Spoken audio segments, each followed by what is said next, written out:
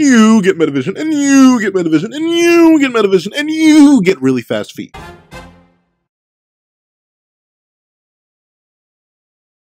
Thank you to our final patrons, Strawbones, Redwolf4765, Midnight Gemlord, and ArtGoon555. Now, before we get into this breakdown / review of chapter 193 of Blue Loco, please do me a favor and leave your own thoughts on the chapter in the comment section down below. Leave a like and subscribe if you haven't already. Also, make sure to hit that little notification bell so you miss out on any videos that come to the channel. Also, I do a Patreon down below waiting for as little as count them $1 a month. Get these exclusive videos, early content, and more.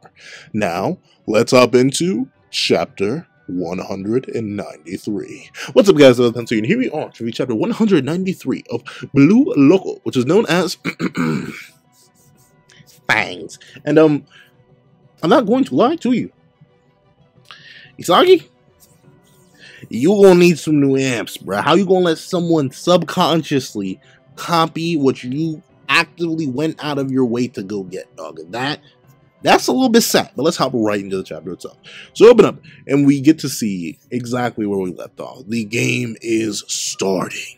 And obviously, with both Chris and Noah in the battle, the game's a lot more intense. And we are reminded of Isagi's main goal here. Alright, first, gotta take note of the current situation. With Chris and Noah playing these next 3 minutes, it's gonna go wild. And one thing that I do like immediately off the bat is, once again, the portrayals of these two superstars. Like, Chris is beaming and grinning and having himself a good old time. Meanwhile, Noah's still just like, man, I'm really doing this mess instead of actually practicing. Like, I don't know. I love the two dispositions that they have. It's really, really fun to see these two really high-level beasts interact in this way. And another cool thing to note is that Isagi immediately realizes that he cannot play the same game he's been playing before. Since Kaiser and Ness start off with the ball, he can't just steal it, mainly because of what Noah said. He said, hey, whoever plays the most logically, I'll ally with. And sorry, stealing from your teammates, while it may work very well for an egoist, someone like Noah, who relies on numbers and common sense, would not find that the most appealing. Stack that on with the fact that Kaiser also still has Metavision and just generally better stats, makes it so that Isagi can't really hope to do anything in the subterfuge kind of way, the main way he's been trying to do it. He can't steal passes, he can't try and make his own little world, because even with the help of Corona, an external factor, Kaiser showed up, laughed in his face, got nutmegged, and then ended up missing. So honestly, he's in a rough spot right now. With this kind of pressure, it really makes me wonder, like, how Isagi was planning to do anything.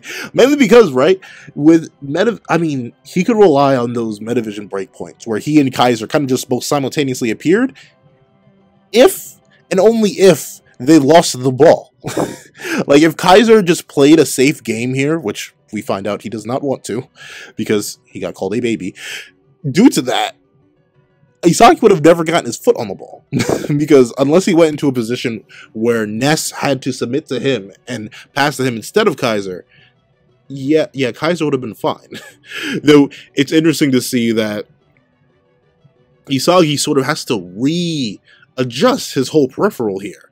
Like, due to the fact that he has all this extra data on how he's inferior, he doesn't have the same amount of gains, he's just not him, he's not Timothy Turner, he must figure out, Timothy Turner, I suppose, he must figure out another more calmer and precise way that fits within traditional football. And I find that interesting, mainly because a lot of Blue Lock up to this point, even for Isagi, has been less than conventional. Like, literally less than conventional. There are very few people out there who would do what Nagi does, or what Baro does, or even what Rin does at times. Like, these are some beasts, some monsters, and some demons in terms of how they play football. So it's interesting to see Isagi put on that field, realizing that he doesn't have the raw power or raw ability in order to use that and win on his own. So thusly, he has to readjust his entire peripheral back to more basic stuff. Sort of. That's a spoiler. Man, I need, like, all of God of High School to be animated. And, like, perfectly to the letter with beautiful top-tier animation. Please don't do it like Vanilla Sense, so I can talk about it, gosh darn it. But, you know, this is vague.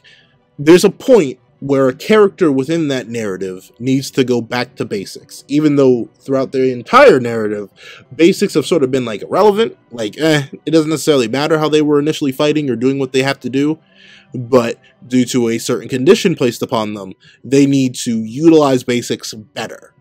So seeing Isagi being forced to use this new, what seems like a perfectly egotistical tool like Metavision and his stats to play conventionally is very interesting. I like the flip on it. However, of course, with that being the case, he's going to have to play conventionally in a way that would live up to Noah's expectations and appear the most rational. He has to use all his data that he has on Noah in order to determine what Noah would view as the most optimal play that would get him to work for him, especially considering he's a defensive midfielder right now. The likelihood of him getting super high up is kind of low. He's not an offensive midfielder.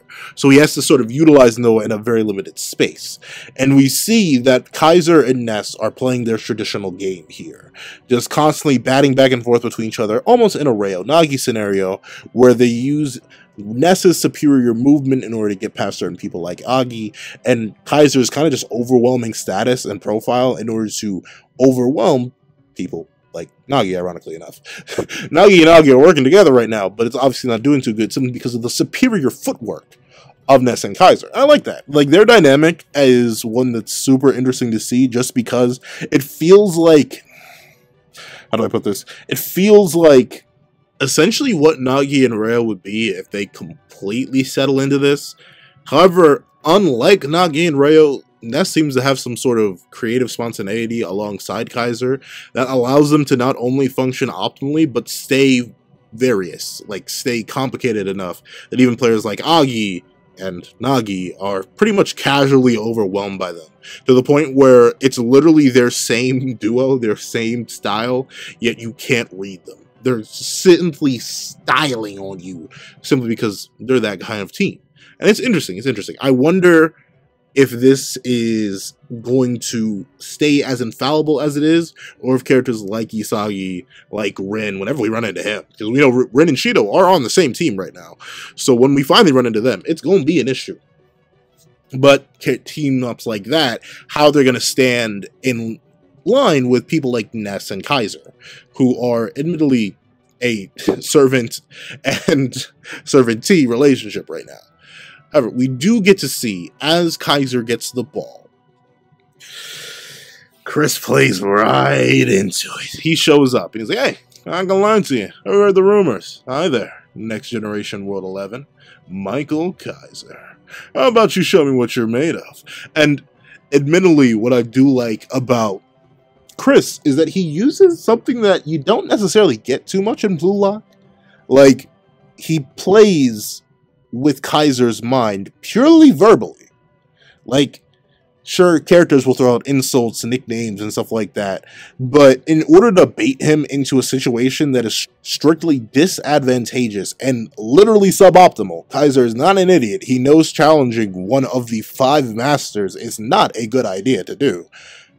But Chris uses, ironically enough, psychology and bait to draw Kaiser in. And I don't know, it's rare that we see that. Like, usually you get dominated physically and get hit with a quip. Meanwhile, Kaiser's in full control right now. He has the ball. He could just throw it back to Ness and be like, I ain't falling for that, big bro. But no, something about Prince here brings it out of him. Maybe it's the smile, maybe it's the sneer, maybe it's just the sheer idea that, hey, are you him? Are you really him? I doubt it. You don't look like a Timothy Herner to me. Show me what you're made of, kid. And we see Kaiser. I'll give Kaiser this. He almost fights off the bait. Like, there's an instinct. There's half a second where he looks like, maybe, and then says no. But when he kicks it back over to Ness, and Ness casually catches it with the outside of his foot, mind you. Golly gee willikers, this man has some crazy footwork. But we see that, once again, I love it. I don't know, it's weird. The way that Chris just plays him. Once again, he's still smiling. He's still having a grand old time. He's like, come on, running already? I'm disappointed, Kaiser. He acts all high and mighty against weaker opponents, but you cower in the face of someone stronger. Are you a coward, little boy? And I don't know. Like, admittedly, I can't, like, putting myself in that situation, See, like, this is on live TV, though. This is the thing. I think this works very well because I think they are mic'd, and I think they are on live TV. I know they are on live TV. I'm not sure if they're mic'd, like if their free translation stuff gets broadcasted clearly too. But if it is, essentially what Prince is doing here is playing not only to Kaiser's ego, but to the fact of Kaiser's reputation. If he can't prove himself worthy against someone like Prince, who's admittedly clearly prodding at him and clearly poking at him with a stick, then does he really deserve to be in the new Gen 11? What would people say if they saw Kaiser quite literally chicken out against a direct challenge from a master? Like, sure, most people who would think for 2 seconds would be like, you know, can't blame homeboy. This is a 2-2 game. Any messing around could literally lead to their loss. But at the same time, a lot of people, I know it because I've seen it firsthand. I've seen it firsthand with some of my friends who either watch soccer, watch basketball, football, or any real sport that happens at broadcast, especially if you can hear what players are talking about. That kind of smack talk, it can damage your reputation. Oh, yeah, so and so they ran. They wouldn't even bother fighting them. So I can definitely see what Prince is doing here, playing it at it from a psychological, social, and physical angle. He's really making Kaiser question everything about himself. He's like, are you really worthy? Are you really worthy of the new Gen 11? Or are you just fodder? Are you just weak men picking on weaker men? Let me know. Let me know, child. He literally, like, I think the only thing that would have made it worse is if he said little buddy instead of little boy. Like, are you a coward, little buddy? Huh? Pal? Amigo? Compadre? Like, I don't know. I think I would have to hop in the manga and slap him myself. But, like, legitimately, I can definitely see how Kaiser, someone who prides himself on not just his standing in the new Gen 11, but his superiority. Like, this is a big part of who Kaiser is. He's believes himself to be superior, the apex. All of that. When he has his pride, his abilities directly challenged, directly called out. This is not subtle. Noah is literally calling him, not Noah, Prince is literally calling him a coward to his face. Of course is going to get Kaiser all riled up. And he literally says, in the midst of this high intense, high octane game, Ness, give me the ball. I'm snapping his neck. Like, I will admit, I do like this. I like this. Obviously, I think it is, once again, suboptimal. It's bad. And this is obviously not going to bait Noah in, because Noah's going to be like, dude, this is 15 different degrees of stupid. Why would you do this? But still, this makes sense for the characters. It adds a new layer to Prince and how he would... I'm assuming this isn't just a Kaiser exclusive. Now, seeing it and knowing how Chris likes to maximize all his stats so he can be the best in every area, I would not be shocked if this psychological manipulation is something he uses against every person he goes up against. And I like it. I like it. It adds a new dimension to Chris that I honestly did not think he had. If anything, I would expect that more from, like... Not Noah. I think from that Snuffy dude. I forget which country he goes for, but that one guy with the big nose, like, I think he would be the one to manipulate you psychologically. But no, Prince is about it, and I like it. I like it a lot. And we see that Chris, even, he loves it. A smile has never left his face. I think it's really, really cool. He's like, that's more like it. And once again, Blue Lock is very good at this. One, you see Chigiri in the background. Chigiri ends up being a very pivotal part of this chapter, so note how the Blue Lock mangaka will always, let's slide them in there, just so you know. They're always there. They're always watching. But two, I love how Prince is portrayed as this, like, almost beastly figure. Like, he doesn't necessarily have any of the exaggerated ego stuff that a lot of other characters have. But you can just see by the way he charges in, hands back, with a dark smile and no eyes. Like, it's just ominous. And really, all these masters would have that level of terror to them. It's just that Chris is terrifying with a smile. Like, I'm not sure what Chris's exact build is, but I'm assuming, I think Rayo's 6'1", and Chris is taller than him. So, like, imagine this 6'4", well-built dude charging at you with a grin. That's gonna be terrifying. And I love how Nomura uses the art to portray that. And we see Kaiser, he's not one to back down from a challenge, because now that he has the ball from Ness, he goes in for the 2-tap, tries to get to his right, but easily, and note easily, mind you, Chris keeps his eye on him with a smile and instantly puts his hand on his chest. Like, straight up, to a degree where he didn't just have to read that, he had to read it, write it, and instantly execute it, to the point where he could casually do that before Kaiser could get away. Because Kaiser, he's not the fastest, obviously, he's not like a Loki or Chigiri, but still, bro is far from slow. Remember, this is the same dude who came quite literally out of nowhere, to the point where Isagi didn't even register him in his metavision, and got in the way of Isagi. Kaiser is no slowpoke, and for him to be casually blitzed out of a blitz, like, usually a defender is a lot less. I mean, technically, it depends on the... I was about to go to a fighting game, but like in soccer, or really any like physical sport, the defender usually has less options than the attacker. So to see a defender like this casually just, come here, buddy, boom, right on the chest. It's very, very amazing. It goes to show that level of mastery that Chris has. And we see that Isagi is like, Nani, nice guess at all, so fast, so strong, incredible. And we see that Isagi, due to his knowledge of Kaiser, is easily able to read, like, okay, Kaiser's definitely kicking things up a gear, but Chris is still easily able to keep up. And you could even see it, right? Because Kaiser, in reaction to getting grabbed, right, his momentum is locked, so what does he do? He bounces the ball over to his free foot, so he's on the opposite side of Chris. But what Chris does to immediately counteract this is get right back in his face. Like, notably, his foot is behind Kaiser's foot. So what I'm assuming, if I did to just imagine what it would look like, he had to stomp with his right foot, turn on it, and then move with his left and burst right back into his face. That is insane. That is crazy. A little bit nutty and a little bit kooky, if you were to ask me. But what's even crazier to me is that Kaiser's actually keeping up pretty well. Like, Isagi recognizes this as another 1v1 situation, where both are attacking and defending without leaving the tiniest of gap, to the point where they cannot interfere, aka they need to wait for one of them to mess up. And this is to the point where Noah, best striker, best person, best dude in the world, is standing by. Like, he's like, you know what, if I throw myself into the situation, I will make it worse. This isn't like Isagi when he was dealing with Lava Hito and Noah, where it's like, okay, this is a world master versus a world master. I can reasonably, Isagi shouldn't have stepped in there. He just gave into the pressure. No, this is a master versus a new Gen World 11, and we have another master simply standing by and watching.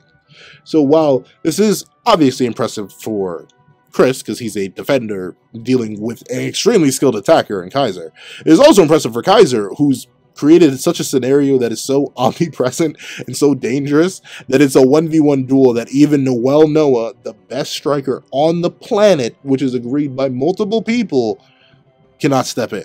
That's crazy. That's crazy.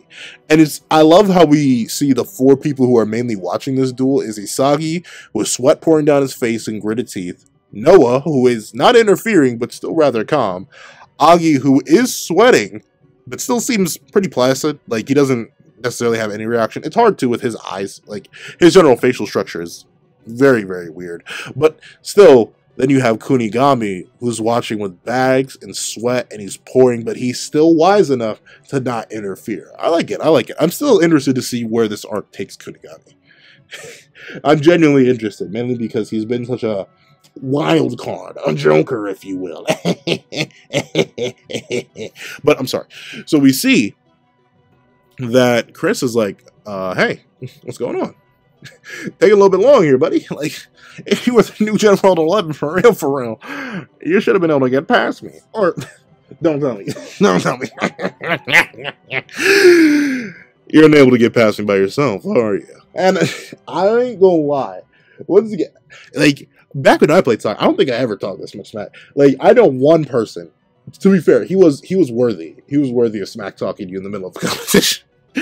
But, like, the kind of psychological digs and the kind of, like, just general skill you have to have, like, I hope you know, doing anything other than focusing completely on one task is insane. Like, people who can naturally multitask, wild. People who can naturally multitask while playing sports, also wild. You gotta realize, Chris is consistently thinking of these insults, these prods, these pokes, while dealing with a New World 11 class attacker at the same time. And correct me if I'm wrong here, but usually defenders have it harder when against offenders. And we see Chris is doing this with the fattest, juiciest, meatiest grin on his face. Bro is having a fantastic time. I'm loving it. I'm loving it. Chris, he exploded in character right now. And once again, I love how Chris is using what he knows psychologically about Kaiser and about people in general. I bet he doesn't know Kaiser really from a can of paint. Like, they are not from the same nation. I'm not sure if they ever played against each other before. It seems like not. This seems like the first interaction they've ever had. So he really, all he has to go off of is previous things that he's seen on Kaiser. He knows exactly what to do to push that man's buttons. Because he literally says, "Is that all you got, you so-called next generation superstar?" And Kaiser snaps. You see a vein pop on bro's head, and he's like, "I bet." And he immediately charges in. And once again, I gotta give Kaiser mad props, because like he won. Is it a two tap or a one tap? Because he gets it from his right foot into his left foot as Chris comes in range close enough. The two could literally, like they are right in smooching distance, and he two taps it between the legs. A double touch nutmeg, as Isagi calls it. That is crazy, and he does that by bloodlusting. Bro's not even thinking straight right now, and he still manages to nutmeg Prince. But then Prince, on this psychological and physical next level mindset, bro is in a different dimension, a different league, a different level. Like, it is, to be fair, right? This may not be as impressive because Kaiser's leg is literally beneath Prince's leg. So for this to happen, right? Like, I'm assuming if I were an animator trying to animate this, or if I was just a dude that happened to watch soccer and may have seen this scenario before, what would happen for Kaiser to get into the next step is that it looks like he planted himself on his left foot. So he would have to step back with the right, pivot out with the left, and then charge forward, hoping that Prince wouldn't right turn because Kaiser's body is blocking him. And due to the fact that Kaiser doesn't have to turn at all, hopes that he can get a physical lead on Prince, who has to do a full proper 180. But in the same time that Kaiser managed to do that, Prince did a full proper 180 and body checks my boy. Like, Chris is just different. Like, I know Noah's been mostly suppressed. Like, I always say suppressed. Like, one way or another, on that end of the pencil, it always comes back to battle manga terms. Like, suppressed, using 10% of his true power. Not really there. But, like, if number two, if Prince is this next level, like, man, Noah, what you got in the tank, bro? What's in there? Is it something illegal? Like, come on now, Noah. You can't. You're telling me you're better than this? Like, I'm not sure how crazy it is. Like, once again, I haven't played soccer in forever. My most recent soccer exposure is quite literally Blue Lock in that last World Cup. So, like, legitimately, it is crazy to see how this beast pulls off these moves at his size too. Like, Kaiser is a lot of lean muscle. Meanwhile, Prince is big. He's beefy. He's bulky. You can see it in how he's drawn. Yet he's still making these insane turns and smacks and jabs. And once again, he doesn't have much ego in terms of like the special effects about him. He doesn't have the cards, he doesn't have the puzzle pieces, he doesn't have the pantera, he doesn't have anything. He's just pure, raw, plain physicality within a man. And you can tell by the grin on his face and the blankness in his eyes that he's loving it. And you can see that Isagi, he's just blown away. He's like, wait, what is happening? Like, what is going on? This insane physical ability. And we see with Kaiser being put in this scenario where he got body checked, it hard killed his momentum. Like, once again, not sure if you've ever been running or moving at any sort of high speed and then slammed into another individual. But that stuff doesn't go smoothly. That is not a nice, calm, relaxing process. That will jolt you. Your entire body will vibrate. And for one to keep moving after that so calmly it's not normal. It's not normal. Especially because this is a whole like proper body check. Like that's the full force of the 180 going into Kaiser's back, and he looks about half the size of Prince. Like realistically, he's probably, just because of like the square Q law and stuff like that, he's probably only like 2/3 of Chris's weight in actuality. But even still, a big old beefy boy. That's crazy. And I can't even blame Kaiser for being stunned here and like stumble. But the thing is, Chris keeps laying on the heat, the smackdown. He's like, yes, you're just a small fry after all. Like, bro, is that really small fry material? Like, I'm confident anyone other than Kaiser, except for like maybe like some demons, some beasts, like maybe Kunigami, who's well built, Noah, obviously, maybe any of the other masters. I don't know, Loki. I feel like Loki's so small he probably would get body bagged in that scenario. Like, essentially, a lot of our non-physically attuned characters, and by physically attuned, I mean like our beefy boys, like Tokimatsu may have been able to take it. Any of the World 5, except for Loki, once again, may have been able to take it. But still, being able to eat that and not immediately get knocked over, that's not small fry right there. But once again, it's the psychological touch. It doesn't matter if what you're saying is true or not. All that matters is that it lands. And that, take that with you. Take that with you in life, and you'll find out it's very, very true. However, another detail that I do love immensely is that other than like one panel where I think, let's see, I saw one panel where he isn't, like, just blatantly cheesing. Even, no, I think he is cheesing in that panel too. He's literally cheesing in every single panel we see. Nah, except for that one. On the, what page is this? On the 8th or 9th page where he's dealing with Kaiser's double tap to himself. He isn't cheesing, but like, for the first time where we see Prince's smile just like straight drop, like straight get annoyed and or just falter completely as Kaiser's struggling, it's when Noah pops out the clutch. Once again, it's taking advantage of those minute moments. That mistake where the 1v1 duel was broken, Noah, playing logically, instantly appeared as a defensive midfielder. He's like, hey, let's get it. And I love, once again, this goes to show Noah really is him, really is a master, because he also plays that psychology. He uses all that mess, all that nonsense that boy Prince was spitting and slobbering everywhere, and throws it back, double cheeked up on a Sunday afternoon, I'm sorry, but throws it back at him with one phrase: look who's talking. That implies that all those insults, everything that is fresh on Prince's mind, is applicable to him. And you can see that it actually does affect Chris. Like, Chris's smile to the previous points in this chapter is like, it's still a smile. It's like not necessarily ominous or menacing. It's very playful. It's relaxed. It's like, we're having a good time here. But the moment that quip comes out, you see this, like if I saw a man that was like 6'4", 2-something pounds, charging at me with a grin that Prince has in this moment, I'd be terrified. And you can even see it angers him to an unbelievable degree, because he actually bulks up, charges past Kaiser, and lunges in. And we get to see that he suddenly realizes, well, darn tootin', man. Gotta use you willikers. Too slow. But Noah, he's about the business, except, you know, I'll admit, you know, maybe I'm incorrect. Maybe I'm wrong. Maybe Isagi, I'm kidding, but maybe Reo and Nagi are the exception to the rule. They are the enlightened ones. They are better than the entirety of the story that's been set up to this point. Because who gets the ball? Not either of the two masters, not the first or second best player in the world, but the person who obtains the loose ball is Reo Mikage.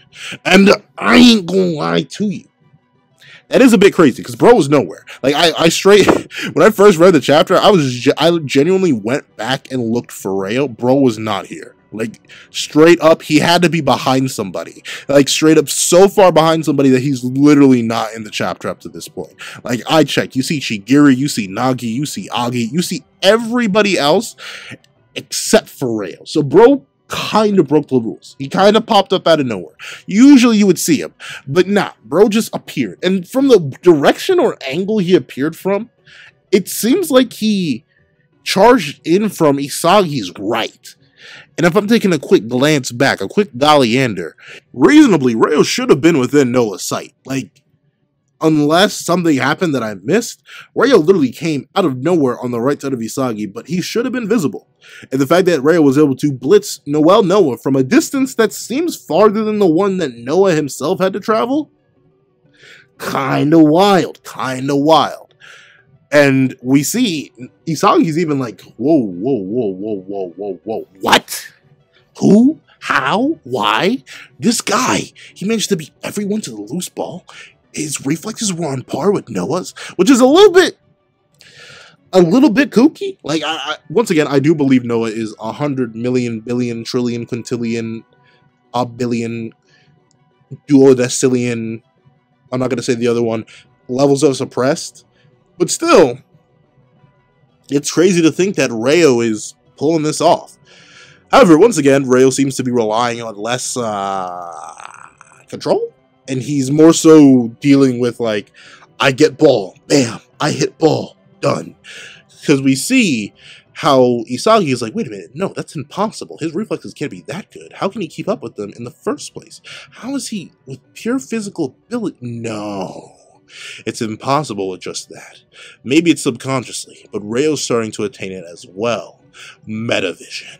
And we see bro has his whole tongue out looking like a freaky deaky as he burns with ego. And the chameleon cards come off of him. And admittedly, we sort of saw a hint of this based on how he got Nagi to score that goal. Though it's interesting that it's a subconscious development. Like, I wonder... that makes me wonder more about, like, Kaiser's and Noah's and no, to be fair about Noah's, like, if that's weird. I'm gonna have to chalk that up to Noah being suppressed, because reasonably he should have metavision on that level, should be way higher in fact. So if he was really like not suppressed at all, based on the distance he traveled and his reaction speed and all that stuff, Rayo should not have been able to force that clear ball, at least in my opinion. But we do get to see that Rayo was him. And you know, to this day, if you're wondering, yes, I'm still praying on Rayo's downfall. Mainly because I think he kind of goes up against the entire series we've had up to this point. But maybe that's his point. You know what they say about chameleons. You can't see them until they've already bit you. So, with that being the case, I'll let it slide. But you know someone who didn't let it slide? It was someone who was actually in the chapter previously. And it's Yomachi Giri. And he gets the second ball. Before Ness and before Grim. And I will admit, out of all the, like, long-standing Team Z era characters that aren't Isagi, obviously, man, Chigiri a demon. Chigiri a beast. Like, in terms of keeping up relatively to our MC and feeling like he has his almost own MC superpower, like, Golly Gee Willikers, I love Chigiri and how powerful he feels at all times throughout the narrative. Like, even when he's not the most powerful, like, look at him during the U20, he still is a useful asset. He's always a demon. He's always a monster. And now that he has this goal formula, as he says himself, here it comes, 44-degree golden zone. Like, I love it. I don't know. He's a character who, if you had to ask me in the early stages of Blue Lock, I was like, oh, he's speedy. I love it, because I love speed characters. I don't know. The favorite Ben 10 alien to this day is Accelerate. I don't know. If you're fast, you're good. But now I just see Chigiri as this, like, almost complete unstoppable monster of a character who had a great arc and is turning out very, very well, and I'm excited to see. He is what I believe is a shoe-in for the Blue Lock 11. Like, there's no doubt in my mind. Obviously, Isagi's going to be on there. Obviously, Chigiri's going to be on there. Obviously, Ren's going to be on there. Shido, I'm still not sure about, ironically enough. I think he will be on there, though. I think we're going to see that through this training, they somehow unlock just an ounce, a whiff, a taste of synergy.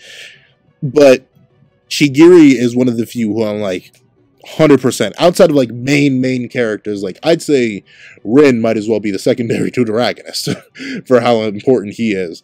But for a character who is on like a mid-tier of importance, yeah. Yeah, Chigiri's got that. Chigiri's got that.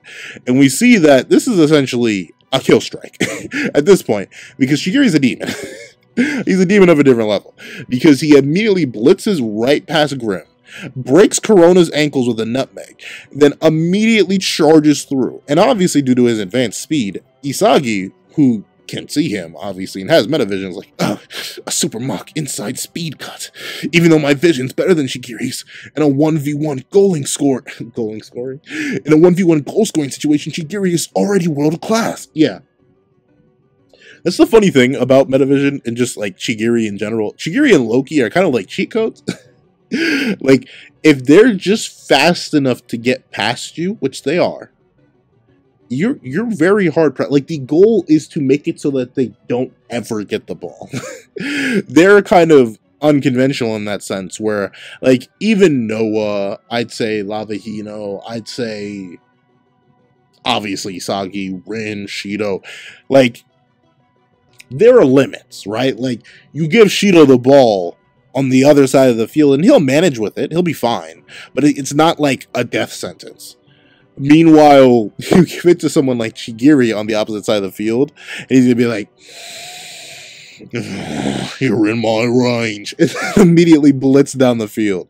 And we see that here. Because remember, Blue Lock, or not Blue Lock, BM was on the offensive here. They were the ones that were pushing it forward, only for this loose ball to turn into a second ball for Chigiri to immediately end it and start blitzing down towards the goal. And we see, I love it, he just bullies through the entire BM team. Like, their whole defensive line, gone. Just gone. Bro snaps the ankles of one guy, snaps the ankles of another, and as the chapter itself says, the Red Panther bears his fangs. And I don't know, in terms of an ego, I really like how Chigiri has developed. I'm very intrigued on where his next step is going to be at this point. Like, unlike a lot of other characters, obviously Kunigami has a long way to go, Isagi has a long way to go, Yuki Maya has not even gone anywhere, Nagi, if he wants to do anything, he has a long way to go, and I even see potential growth for Rhea. But Chigiri, like, bro's already snapped. All he needs to do is train his stamina, and he's good. Train his stamina, and like, if Chigiri were to actually get metavision, like 100% get metavision, and could just like meta breakpoint every single loose ball out there, he's unstoppable. He's #1 in Blue Lock. That's how crazy he would be. But even without that, we see he's getting there. He's approaching his 44-degree zone. And unfortunately, Chigiri talking smack. He's like, this is game over. And obviously, our secondary deuteragonist is like, hey, wait a minute. Ooh, time to defang and declaw you. Pipe the heck down, furball. Yuki Maya, he comes in and he's here for the defense. And admittedly, it is impressive because, like, hold on, let me double check where Yuki Maya is supposed to be. Psych a lot. He is a defensive midfielder right now. So he's in the perfect spot. But still, once again, Yuki Maya's speed better works in a 1v1 scenario. Meanwhile, he's sort of just like cleaning up the mess left over by the team. And Yuki Maya, he does a very good job of that. He slides in and immediately locks away Chigiri's shot path. And notably, you can see right behind Chigiri is Kaiser and Isagi. And even if the two don't work together, they will definitely get in Chigiri's way and force him to pass around. However, we know that there's a demon, a beast, a monster, lurking behind them too. And that's going to be Prince. However, Noel is here. Noah could 100% step in. So we're in a kind of spicy, a little bit of a volatile, a hot mixy-dixie right now. What the heck did I just say? But no, we're in a pickle. We're in a pickle. Because even though Yuki Maya has shut down the shot path, we've seen that, you know, Rayo's kind of beastly right now. Nagi shut down. Like, bro still hasn't spoken a word yet. Obviously, I think he's done. But like, Rayo, Prince, can't sleep with my boy Ai. Like, This is still a rough spot for BM, especially considering they're so close to the goal. Like, it looks like Yuki Maya is barely 5 feet in front of the penalty zone. And Gagamaru, he's ready, but it looks like if Yuki Maya didn't appear there and Shigiri got like the 3 extra steps he needed, that's an easy dub, an easy goal for Shigiri. And we see that apparently and it makes sense. I mean, I get why Shigiri's a little bit shocked here, but it's not as impressive as I thought it was. Because what happened is Yuki Maya is positioned on the opposite side of the field. So for him to clear the other side of the field while Shigiri was charging in seems a bit rough, but Shigiri, you did already expose your shooting pattern, which is one issue, which I may see him growing from. Then again, all of Blue Lock is about goal formula, so maybe not. But 2, like, you had to travel from the other side of the field. He only had to travel, like, literally the other side of the field, as in across the halfway point. Meanwhile, he just had to travel horizontally. And we see that with this being the case, Shigiri was forced to stop. And now everyone needs to analyze the new situation that has been born in front of the goal. And we see as strikers assemble. We have some interesting positions here, right? Because we have Shigiri. I'm trying to analyze this last shot. We have Shigiri faced off directly against Yuki Maya. In fact, it's gotten to the point where they are just straight up in the penalty box. I'm pretty sure. like Shigiri has crossed the line. Yuki Maya has let him in. We have 2 BM people that we have 1 BM person directly behind Shigiri. So that any left pass is pretty much blocked off. However, and even seemingly now I'm looking at it, just due to how the field is built, like Kunigami's there, another BM person is there, but Kaiser's right to the right, which is kind of blocking off a path. However, I believe that's Chris, who's racing right in front of what appears to be Isagi. So I think what's going to happen next chapter is that Shigiri is going to realize, darn it, I can't make the shot from here. But what I can do is pass it directly through Chris, because I'm assuming Shigiri's going to shoot it. Like, not shoot it, but he's going to pass it, and Kaiser's going to whiff, and he thinks he's going to get it. But just based on how, like, Prince is angled running towards him, I can see Chris intercepting it and taking the shot. Mainly because the next chapter is called Worlds number 2. So I'm assuming this has to be where Chris shows off. Agi is directly behind Chris, so he can act as support. Nagi's all the way on the outside, so he'll be able to get any off bounds if that end up happening. I don't know where Rayo is, ironically enough. I zero clue where that boy is. But then we see Noah all the way on the outside. So assumedly, either A, Chris is going to get the goal, you can see by that cheesy grin on his face, and or Noah's going to intercept them, and they're going to neutralize each other right in front of the goal, leaving Isagi to evolve to a next level meta breakpoint in order to break through and turn the game back around. However, overall, this is quite the exciting chapter, if I do say so myself. It has a lot of flavor, a lot of spice, and a lot of taste behind it. I love seeing the new side of Chris, the psychological madman that he is, playing upon that, showing the sheer physical ability he has, which is combined with extreme skill. Like, you can't just be a physical monster. You gotta have some skill behind it. I love seeing that too. I love seeing the cold, monstrous perfection of Noel Noah in action. And it's great to see that Kaiser is still a man. He still is human, and he can fall and falter against mightier beasts. On top of that, it's always great to see Shigiri step in. Am I still a Rayo hater? Absolutely. I hate that Rayo's in this. I'm kidding. I don't actually have beef with Rayo. But it's interesting to see that Rayo's also developing some form of metavision, even if subconsciously, and it's great to see that Yuki Maya is being useful. I'm super excited for next chapter. Why do I have to wait a week? Why? However, that's what I think. Please tell me what you guys think in the comment section down below. Thank you so much for watching. Remember to like, share, comment, and subscribe. Make sure that notification was to miss out on any videos that come to the channel. Also, I do have a Patreon down below. You can support for as low as $1 a month. Get this exclusive videos, early content, and more. Thank you guys so much for watching once again, and I hope you guys have a wonderful day. This is Dago the Pencil, writing off.